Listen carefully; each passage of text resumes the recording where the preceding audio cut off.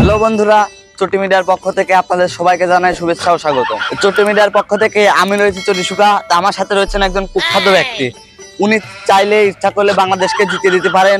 চলুন আমরা ওনার কাছ থেকে কিছু তথ্য জেনে আসি, বাংলাদেশ জিতবে কিনা। বাংলাদেশ কি জিতবে? হ্যাঁ, অবশ্যই জিতবে। তো আপনি কিভাবে জানলেন বাংলাদেশ জিতবে? আমি রাত্রে ঘুমাচ্ছিলাম, স্বপ্নের মাঝে দেখি বাংলাদেশ জিতে গেছে। তো দর্শক বিন্দুরা, আপনারা জানলেন যে বাংলাদেশ কিভাবে জিতবে। তো চলুন আমরা সরাসরি খেলার মাঠে চলে যাই। হ্যালো বন্ধুরা, অবশেষে বাংলাদেশ বনাম ইন্ডিয়ার খেলা শুরু হতে চলেছে। তো চলুন আমরা বাংলাদেশের ক্যাপ্টেন এবং ইন্ডিয়ার ক্যাপ্টেনকে টস করার জন্য আমন্ত্রণ জানাই।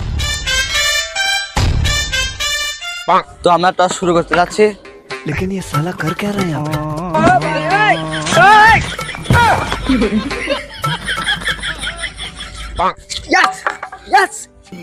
তো বাংলাদেশ টস জিতে গেছে। আপনার মতামত কি? আপনি কি বোলিং নেবেন না ব্যাটিং নেবেন? আমি বোলিং নেব। তো ইন্ডিয়ার সাথে তো আপনারা কোনোদিন জিততে পারেন, এই ম্যাচটাকে জিতবেন? এই পর্যন্ত আমরা কোন দলের সাথে ম্যাচ জিতি না, ইনশাআল্লাহ এবারও পারবো না। আমরা এই হারা জিনিসটা ধরে রাখতে অনেক গর্ববোধ করি।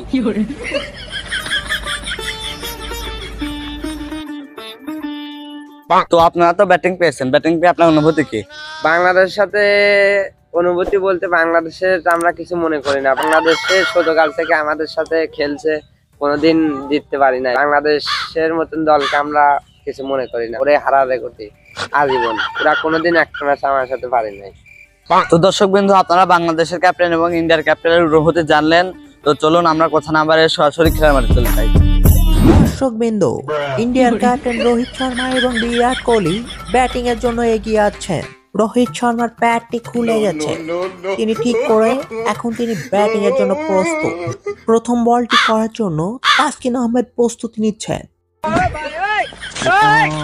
এখন তিনি প্রথম বলটি করার জন্য প্রস্তুত, তিনি দৌড়িয়ে আসছেন এবং প্রথম বলেই 6 রোহিত শর্মা। ওভারের দ্বিতীয় বলে চালিয়েছেন এবং 4 রান। রোহিত শর্মা এবং বিরাট কোহলি দুর্দান্ত ভাবে খেলছেন, শুধু 4 আর 6, তাছাড়া অন্য কিছু মারছেই না। আবারও বোলিং এর জন্য এগিয়ে আছে, বলটি ব্যাটের কিনারে লেগে উপরে উঠে গেছে ক্যাচ, কিন্তু ক্যাচটি ধরতে পারলেন না। 4 আর 6 ভারতের প্রথম ইনিংসের খেলা শেষ।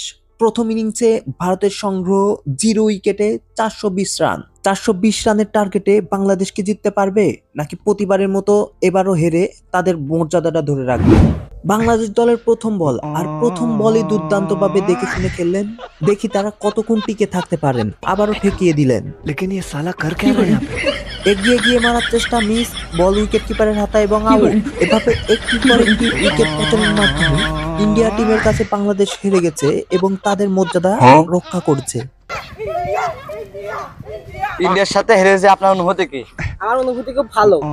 আমরা প্রত্যেকবার হেরে যাই, এই ঐতিহ্যটা আমি ধরে রাখতে পেরে আমি খুব গর্ববোধ করছি। কারণ আমরা কোনো ম্যাচে জিতি নাই, এবারও হেরে আমি খুব ফিল করতেছি। জিতার যে অনুভূতি, হেরে গিয়ে আমার খুব ফিলিংস হচ্ছে। আমি মনে হচ্ছে ইন্ডিয়ার দলের সাথে যে নাচ গান করি। দর্শক বিন্দু, বাংলাদেশের হেরে যাওয়ার অনুভূতিটা আপনারা সবাই জানলেন। তো আজকের মতো এই পর্যন্ত।